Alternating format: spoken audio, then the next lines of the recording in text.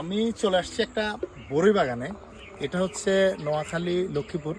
এখানে আসছি আসলে একটা বিয়েতে, আমার নানা বাড়িতে। দেখেন কত বড় বড় বড়ই, আমি আসলে দেখি না এরকম।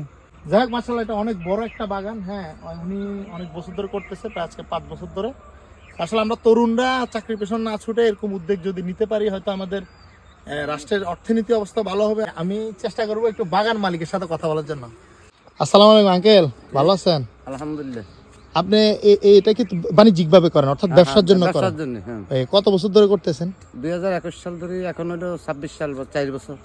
ও আচ্ছা, যাক তাহলে এখানে তো মোটামুটি আপনি করে লাভবান। হ্যাঁ, আলহামদুলিল্লাহ। আপনার নাম কি? মোহাম্মদ শেখান্তর। শেখান্তর, লক্ষ্মীপুর। এটা হচ্ছে লক্ষ্মীপুর চানখালি আবুর বাফার গোস।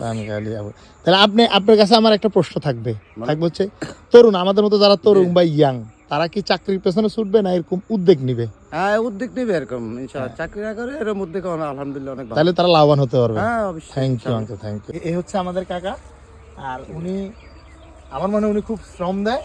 হ্যাঁ, তার কারণে উনি সফলতা পাইতেছে। ইনশাআল্লাহ সবাই কাকার জন্য দোয়া করবেন। খুবই সুস্বাদু বড়ই এবং খুবই মিষ্টি। তো এই জাতটা আমি খুব একটা দেখি না। আর এটা বিক্রি করার জন্য উনি শহরে যেতে হয় না, ওনার বাগানে মানুষ আসে, হ্যাঁ, এসে নিয়ে যায়। আর উনি, হ্যাঁ, প্রতি কেজি 100 টাকা। আর উনি এখানেই উপস্থিত থাকে সবসময়। যারা লাগবে আপনারা চলে আসতে পারেন।